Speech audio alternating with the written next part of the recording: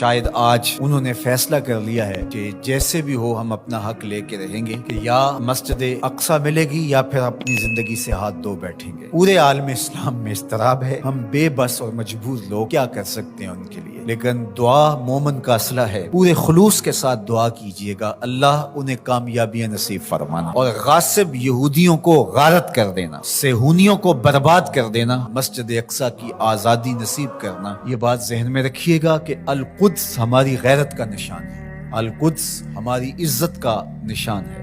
ہمارے آقا و مولا حضور ختمی المرتبت صلی اللہ علیہ وآلہ وسلم نے آسمانی معراج کا آغاز مسجد اقصی سے کیا، اور قرآن نے اس مسجد اقصی کا تعارف کرواتے ہوئے کہا الذی بارکنا حولہ، یہ وہ بابرکت جگہ ہے جس کے اطراف میں ہم نے برکتیں رکھی ہیں۔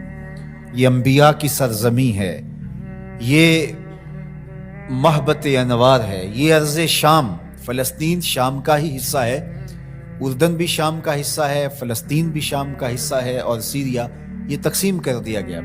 تو یہ سارے شام کے حصے ہیں جو ارض مبارک ہیں، اور اللہ جل شانہ کے محبوب علیہ السلام نے ہاتھ اٹھا کر کے شام کے لیے دعا مانگی ہے، اللہم بارک لنا فی شامنا، اللہم بارک لنا فی یمننا۔ تو شام کی سرزمین اور بیت المقدس مسلمانوں کے لیے عزت کا مقام ہے، اور تیسری مقدس ترین جگہ ہمارے لیے مسجد اقصی ہے۔ تو بیت المقدس پر آج یہودیوں کا قابض ہو جانا اور پھر مزاحمت کرنے والے، اپنے حق مانگنے والے مسلمانوں کو یوں گولیوں سے بھون ڈالنا اور یوں اذیتوں میں مبتلا کرنا، اور پھر کوئی توانا آواز ان کے لیے بلند نہ ہونا، یہ دردناک صورتحال ہے۔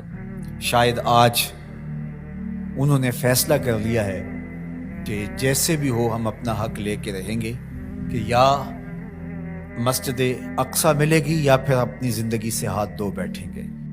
آج دل بہت دکھا ہوا ہے، لہجہ بہت زخمی ہے۔ 56-57 اسلامی ملک اور غیرت کا جنازہ اٹھ چکا ہے، اور مسجد اقصی میں گولیاں برسائی جا رہی ہیں۔ اللہ ہمیں وہ دن نصیب کرنا کہ ہم ایک حج ایسا بھی کریں کہ مسجد اقصی سے حرام باندھے۔ تیرے لیے کوئی مشکل نہیں۔ صلاح الدین ایوبی اٹھ قبر سے، اس عمر کی بیٹیاں پکار رہی ہیں۔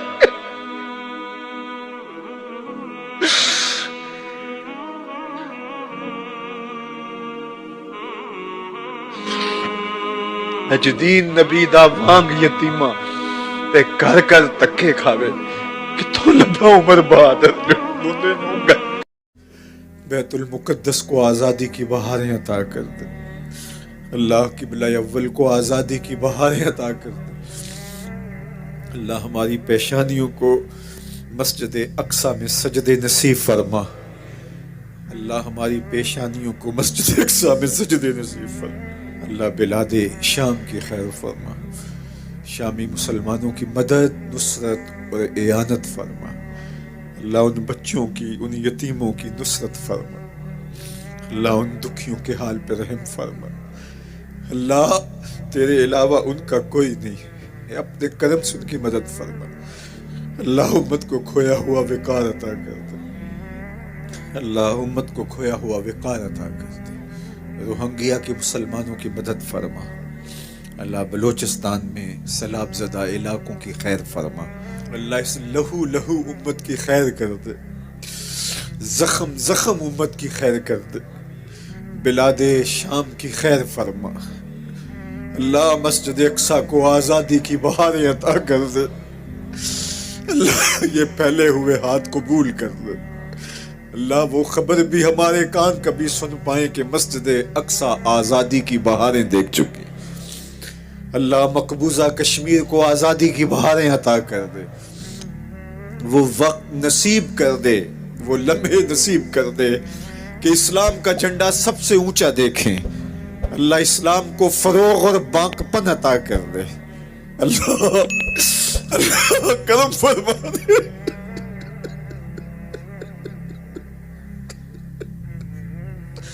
اللہ ایسے حکمران نصیب فرما جو اس امت کے یتیموں کو گود میں تھام لے، اللہ تڑپتے یتیموں کی فریاد سن لے۔ اللہ سیریا کے مظلوموں کے حال پہ رحم فرما. اللہ مسجد اقصی کو آزادی کی بہاریں عطا کر دے. اللہ اس امت کو عروج عطا کر دے. اللہ اس امت کو ہر طرح کی ترقی عطا کر دے. معاشی، معاشرتی، اقتصادی، عسکری قوت اس امت کو بنا دے. اللہ اس امت کو عروج عطا کر دے. اللہ کوئی صلاح الدین ایوبی عطا کر دے، کوئی محمد بن قاسم دے دے، کوئی عمر بن عبدالعزیز دے دے. اللہ فاروق اعظم کا سایہ ہی نصیب کر دے. اللہ اس امت کو کھویا ہوا وقار دے دے. اللہ ہمارے اٹھے ہوئے ہاتھوں کی لاج رکھ لے. اللہ تڑپ تڑپ کے تیرے امت کا عروج مانگ دے. اللہ اس امت کو عروج دے دے. اللہ اس امت کو عروج دے دے. اللہ وہ دن ہمیں ضرور نصیب کرنا جب مسجد اقصی کو آزاد دیکھ سکے. اللہ ہماری پیشانیاں تڑپ رہی ہے مسجد اقصی کے صحن میں سجدوں کے لیے. اللہ اللہ اللہ ان سارے لوگوں کو مسجد اقصی کے صحن میں سجدے نصیب کرنا. اللہ اٹھے ہوئے ہاتھوں جھولیوں میں خیرات ڈال دے. اللہ ہمارے پاس دعاؤں کے علاوہ کیا ہے؟ ہماری دعائیں قبول کر. اب دیکھو اس وقت کہاں کہاں مسلمان مصیبتوں کا شکار ہیں. خاص طور پر آج کل فلسطین کے اندر مسلمانوں کے اوپر قیامت ٹوٹ رہی ہے. تو اب اگر ہم گناہ بھی کرتے جائیں اور اللہ تعالیٰ سے مانگتے بھی جائیں کہ یا اللہ ہماری مدد کر دیجئے، یا اللہ ہمیں نصرت سے نواز دیجئے، تو گناہ کر کر کے دعائیں مانگیں گے، گناہ کر کر کے اللہ کو ناراض کر کر کے چاہیں گے کہ اللہ تعالیٰ ہماری مدد کرے. تو یہ نہیں ہو سکتا. اس واسطے اس کا اہتمام کرنا چاہیے سارے مسلمانوں کو کہ گناہوں سے توبہ کریں، اور توبہ کرنے کے ساتھ پھر اپنی زندگی کو سنواریں، اور اپنے مسلمان بھائیوں کی جو کہ اس وقت اسرائیلی ظلم و تشدد کے شکار ہیں ان کے لیے دعا کریں اہتمام کے ساتھ. اور اس رمضان میں شاید اللہ والوں نے کچھ خصوصی دعائیں کی ہیں جس کے نتیجے میں پہلی بار ایسا ہوا ہے کہ فلسطین کے مظلوم اور مقہور مسلمان الحمدللہ اب اس پوزیشن میں آ گئے ہیں کہ انہوں نے اسرائیل کو بھی ڈرنے پر مجبور کر دیا ہے اور اس کو گھبرانے پر مجبور کر دیا ہے. اللہ تعالیٰ ان کی طاقت میں اور ان کی قوت میں اور ان کے جذبوں میں اور زیادہ برکت عطا فرمائے. تو کچھ بعید نہیں ہے، اللہ تعالیٰ کے لیے کچھ بعید نہیں ہے. اللہ تعالیٰ کسی سبب کا محتاج نہیں. اللہ تبارک و تعالیٰ کسی ظاہری اسباب و آلات کا محتاج نہیں. اللہ تبارک و تعالیٰ نے اگر ہماری دعائیں سن لی، ہماری توبہ قبول کر لی، ہمارے استغفار کو قبول کر لیا، تو کچھ بعید نہیں ہے کہ اتنی بڑی بڑی طاقتیں معمولی انسانوں کے سامنے ڈھیر ہو جائیں. کم من فیات قلیلۃ غلبت فیات کثیرۃ باذن اللہ. قرآن کہتا ہے کہ کتنے چھوٹی سی جماعتیں ہوتی ہیں وہ بڑی بڑی جماعتوں پر اللہ کے حکم سے غالب ہو جاتی ہیں. اے اللہ اپنے فضل و کرم سے ان چھوٹی جماعت کو، حماس کی جماعت کو یا اللہ ایسا ہی بنا دیجئے، اور یہ جو بڑے بڑے جغادری ہیں اور بڑے بڑے سورما ہیں، اے اللہ ان کے اوپر قوت عطا فرمائیے، ان پر فتح و نصرت عطا فرمائیے. مسلمان ممالک تو خاموش پڑے ہیں، بلکہ الٹا افسوس یہ ہے کہ بعض ممالک اسرائیل کی حمایت کر رہے ہیں، بعض ممالک ان کے مرنے والوں کو کہ تعزیت کے لیے تو جا رہے ہیں، اور مسلمان جو شہید ہو رہے ہیں اپنے دفاع کے لیے شہید ہو رہے ہیں، اللہ کے نام پر شہید ہو رہے ہیں، نمازوں کے دوران گولہ باریاں ہو رہی ہیں اور وہ نماز ادا کی جا رہی ہے اور ان کے اوپر گولیاں برسائی جا رہی ہیں. ان لوگوں کے حمایت میں ان کے منہ سے ایک لفظ نہیں نکلتا کہ جائے کہ وہ آگے بڑھ کر ان کے ساتھ ان کے ہمنوا بنے اور ان کی مدد کریں. طاقتیں ان کے پاس ہیں، قوتیں ان کے پاس ہیں، مگر وہ مغربی طاقتوں سے ڈر کر بلوں میں چھپے ہوئے ہیں. لیکن اللہ تعالیٰ کی مشیت یہ ہے کہ وقت ہمیشہ ایک جیسا نہیں رہتا، ایک جیسا نہیں رہتا. اللہ تبارک و تعالیٰ جب چاہتے ہیں تو بڑی بڑی طاقتوں کو کچل کر رکھ دیتے ہیں. اللہ تعالیٰ اس موقع کو بھی ایسا ہی بنا دے، بشرطے کہ ہم گناہوں سے پرہیز کریں اور توبہ کا दामन थामें, अल्लाह तबारक व तआला की तरफ रुजू करें, गिड़गिड़ाएं, रो रो कर अल्लाह तबारक व तआला से दुआएं करें कि अल्लाह इसको, इस सूरत हाल को हमारी फतह से तब्दील फरमा दी। हमारे नबी की ख्वाहिश थी कि किबला बैतुल्ला हो जाए, मक्के वाले, लेकिन आप नमाज पढ़ते थे बैतुल मक़दस की तरफ मुँह कर। 18 महीने ये काम चलता रहा। मक्के में थे उस वक्त तो आप हजर असवद की तरफ से खड़े होते तो बैतुल्ला भी सामने होता और बैतुल मक़दस भी सामने होता, लेकिन जब मदीने गए तो उल्टा हो गया, वो जनूब में, बैतुल मक़दस शिमाल में। तो आपकी तमन्ना थी कि इधर हो जाए, तो अल्लाह ताला ने इस पर कुरान उतारा कि क़द नरा तक़ल्लुब वजहिका फ़िस्समा, हम देखते रहते हैं आपकी नज़र बार बार आसमान की तरफ उठती है, इस उम्मीद में कि शायद किबला तब्दील हो जाए। तो इसके बाद बस ये जुमले की ज़रूरत थी मज़मून के लिहाज से, फ़वल्लि वजहक शतर अल मस्जिदिल हराम। हम देख रहे हैं आपका बार बार रुख उधर आसमान की तरफ उठता है, तो अब आप ऐसा करें कि आप अपना चेहरा किबले की तरफ फेर लें, मस्जिद हराम की तरफ आप अपना चेहरा फेर लें। ये मज़मून अगर यूं आता जैसे मैंने बयान किया तो काफ़ी है, मकसद हल हो गया। बीच में एक जुमले का अल्लाह ने इजाफा किया है, वो इजाफा मज़मून की ज़रूरत नहीं, वो इजाफा आपकी शान को बढ़ाने के लिए। बीच में एक जुमले का इजाफा है, क़द नरा तक़ल्लुब वजहिका फ़िस्समा, हम देखते रहते हैं आपका चेहरा बार बार ऊपर की तरफ उठता है, पता नहीं कब वही आए कब वही आए। फ़वल्लि वजहक, चलो अपना चेहरा फेर लो। इसके बीच में एक जुमला आया, फ़लनुवल्लियन्नका क़िब्लतन तरदाहा, मुझे मेरी कसम मैं तुझे उस किबले की तरफ फेरूंगा जिस पर तू राजी हो जाएगा। इस जुमले की जरूरत कोई नहीं मजमून के लिहाज से, ये जुमला आपकी शान को बढ़ाने के लिए है कि जब लाम और नून इकट्ठे हो जाएं तो वो कसम का माना देते हैं, तो इसलिए मैंने इसमें तर्जुमा कसम का क्या, फलनुवल्लियन्नका, कोई अल्लाह यूं कह रहा मुझे कसम है मेरी जात की, मैं जरूर तुझे फेर दूंगा किबलतन, उस किबले की तरफ, तरदाहा, जिसको पर तू खुश हो जाएगा, राजी हो जाएगा। ये तरदाहा खालिक कह रहा है मखलूक को, माबूद कह रहा है अब्द को, मालिक कह रहा है ममलूक को, तो वो अब्द कैसा अजीम अब्द होगा जिसका माबूद उसको राजी करने के फिक्र में हो।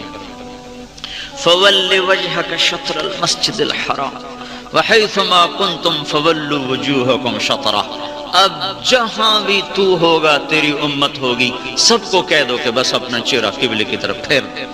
अच्छा, ये बीच नमाज में ये हुक्म आया, बीच नमाज में, जोहर की नमाज हो रही थी, आप गए हुए थे बनु सुलैम के महल्ला में, और वहाँ बरा बिन मारूर रज़ी अल्लाह तआला अन्हु की बीवी बीमार थी, उनके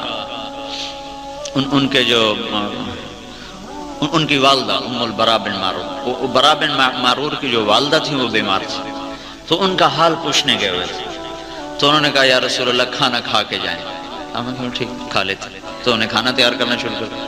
इतने में जोहर का वक्त हो गया, तो आपने वो मस्जिद क़िबला तय जो उसमें जाके नमाज शुरू, उधर मुँह करके नमाज शुरू। तो बीच में ये हुक्म आया, 2 रकात हो चुकी और आप तीसरी के लिए खड़े हुए थे, फवल्लि वजहक। तो आपको इतना इंतजार था इसका कि बाकी 2 रकात का इंतजार नहीं किया कि चलो ये 4 पूरी कर लूं फिर असर की नमाज इधर मुंह करके पढ़ूंगा। आपने एकदम वहां से मुंह मोड़ा और सफों को चीरते हुए इधर आके खड़े हो गए, और सहाबा ने भी मुंह उधर कर दिया और बाकी 2 रकात उस तरफ मुंह करके पढ़ी गई।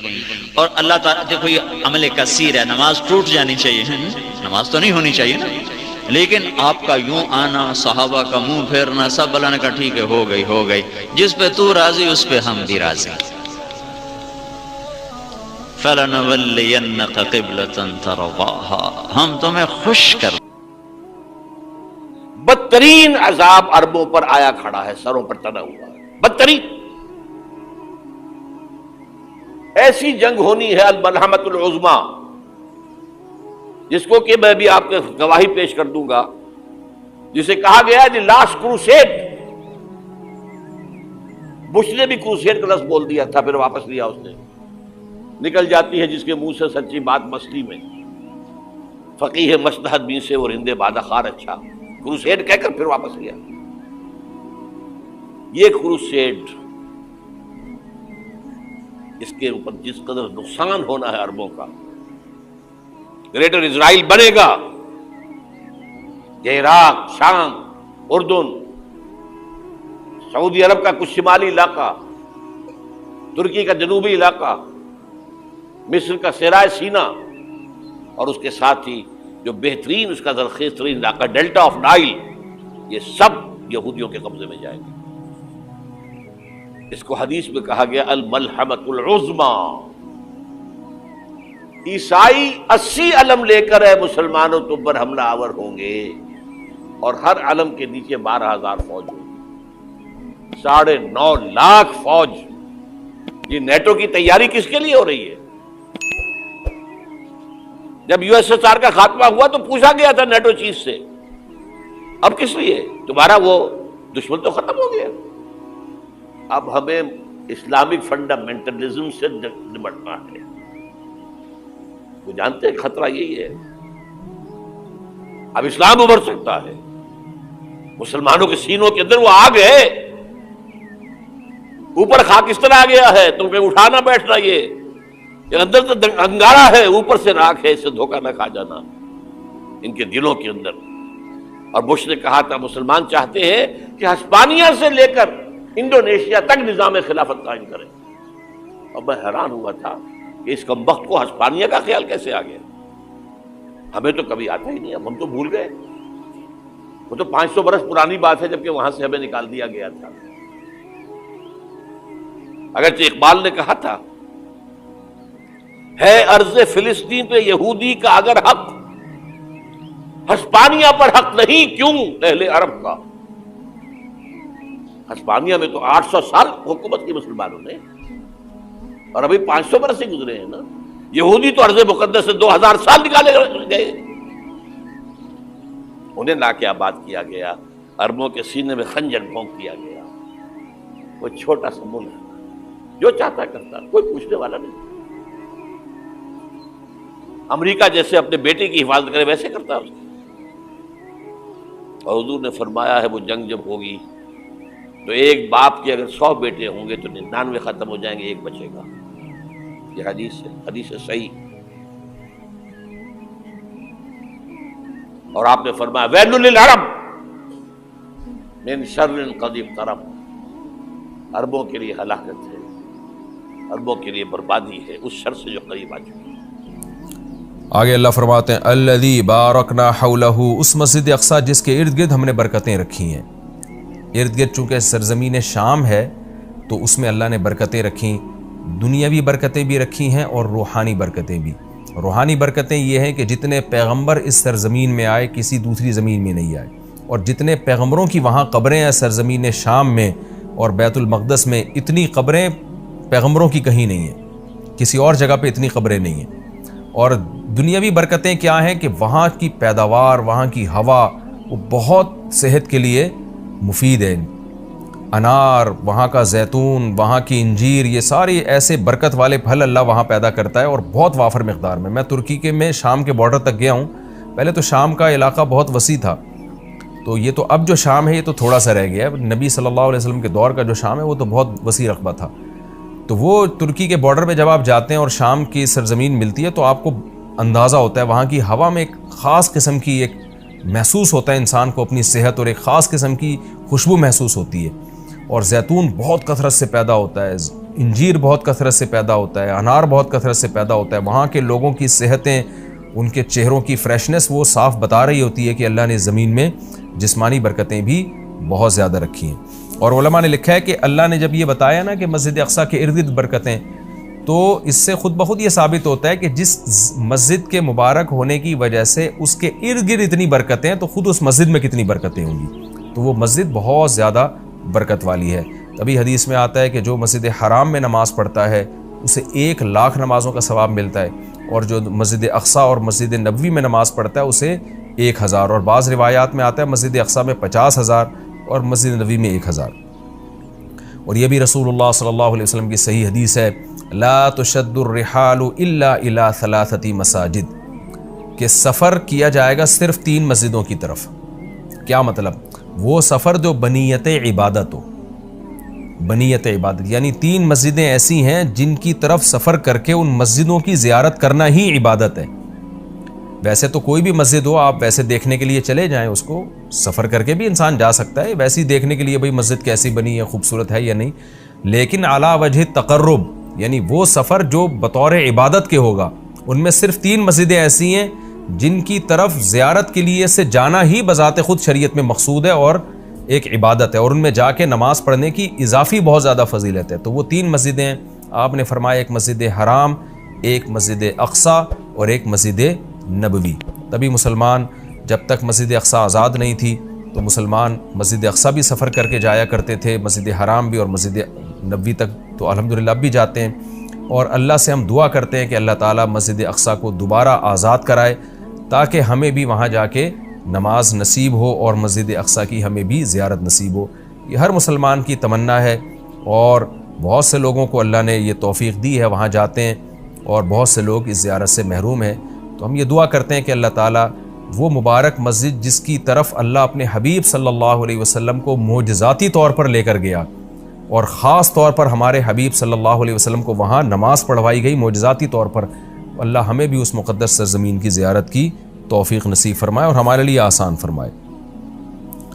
آگے اللہ فرماتے ہیں لِنُرِيَهُ مِنْ آیَاتِنَا, ہم نے یہ سفر اس لیے کرایا تاکہ ہم محمد صلی اللہ علیہ وسلم کو اپنی نشانیوں میں سے کچھ نشانیاں دکھائیں.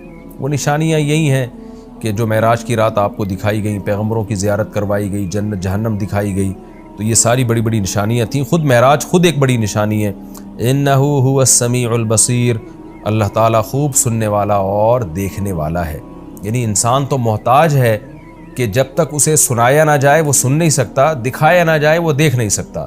تو پیغمبر صلی اللہ علیہ وسلم بھی خود سے نشانیاں نہیں دیکھ سکتے, اللہ نے دکھائیں, اللہ نے سنائی. لیکن اللہ وہ ذات ہے جو سمیع بھی ہے اور بصیر بھی, اسے وہ ہر وقت ہر چیز کو دیکھ بھی رہا ہے اور ہر وقت ہر چیز کو سن بھی رہا ہے. آگے اللہ تعالیٰ ارشاد فرماتے ہیں وَآتَيْنَا مُوسَى الْكِتَابَ, یہ پیغمبروں کا سلسلہ نیا نہیں ہے, پرانا ہے. ہم نے محمد صلی اللہ علیہ وسلم کو جیسے کتاب دی ہے اور محمد صلی اللہ علیہ وسلم کو نشانیاں دکھا رہے ہیں, تو آپ سے پہلے موسیٰ علیہ السلام کو بھی ہم کتاب دے چکے ہیں. اور بیت المقدس کا تذکرہ ہے نا, تو یہودی بیت مقدس پہ ہمیشہ سے دعویٰ کرتے رہے کہ بیت المقدس تو ہمارا ہے اور اس میں تو ہمارے پیغمبر مدفون ہیں. تو اس کا بھی اللہ جواب دے رہے ہیں کہ ہم نے اہل یہودیوں کو کتاب دی تھی مگر انہوں نے کتاب کا حشر کیا. تو آگے پورے رکوع میں اسی کی تفصیل ہے کہ کس طرح انہوں نے خدا کی نافرمانی کی ہے, جس کے نتیجے میں اللہ نے ان سے یہ خلافت چھینی ہے اور بیت المقدس ان سے چھینا گیا ہے.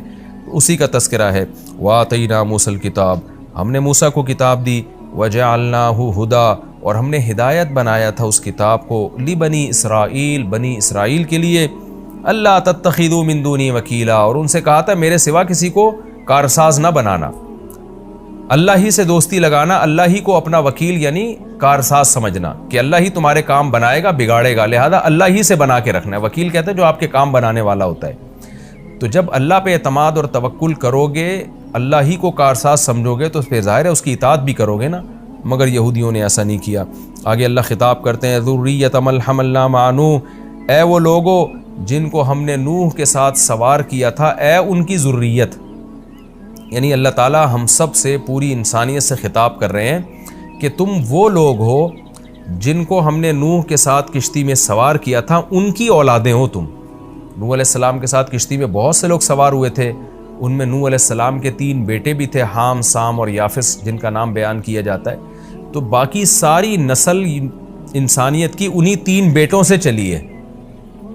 تو وہ چونکہ کشتی میں نوح علیہ السلام کے ساتھ سوار تھے, اس لیے اللہ نے کہا کہ تم اے انسانوں تم ان کی نسلیں ہو جن کو نوح علیہ السلام کے ساتھ ہم نے کشتی میں سوار کیا تھا, جو ان کے 3 بیٹے تھے.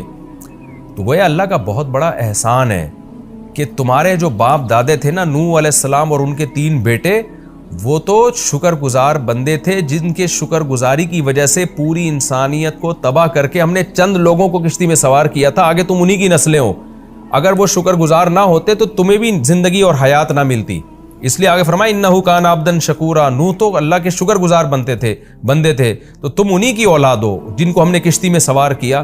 تو گویا کشتی میں سوار کرنے والوں پر بھی ہم نے احسان کیا اور تم پر بھی ہم نے احسان کیا، کیونکہ اگر ان کو ہم کشتی میں سوار نہ کرتے اور طوفان میں غرق کر دیتے تو تم بھی پیدا نہ ہوتے۔ تو اللہ تعالیٰ ہمیں ترغیب دے رہے ہیں کہ تمہارے باپ شکر گزار تھے جن کی وجہ سے ان کو اور ان کے بیٹوں کو میں نے کشتی میں سوار کر کے بچایا، تو انہی کی وجہ سے میں نے تمہیں بھی بچایا۔ تو اے ان لوگوں کی ذریت، اے ان لوگوں کی نسلوں جن کو میں نے نوح کے ساتھ کشتی میں سوار کیا تھا، نوح شکر گزار آدمی تھے۔ تو کیا مطلب؟ تم بھی میری ان آیات کو غور سے سنو اور تم بھی شکر گزار بنو۔ تو آگے نیا مضمون شروع ہو رہا ہے، وَقَضَيْنَا إِلَىٰ بَنِي إِسْرَائِيلَ فِي الْكِتَابِ لَتُفْسِدُنَّ فِي الْأَرْضِ مَرَّتَيْنِ۔ اس میں نیا مضمون ہے کہ ہم نے بنی اسرائیل کو بتا دیا تھا کہ تم زمین میں فساد مچاؤ گے، تم ناشکری کرو گے، جس کی وجہ سے تم پر اللہ کے عذاب آئیں گے۔ تو بنی اسرائیل نے ان باتوں پر عمل نہیں کیا جس کی وجہ سے ان پر قوم مسلط ہو کر ان کو عذاب چکاتی رہی۔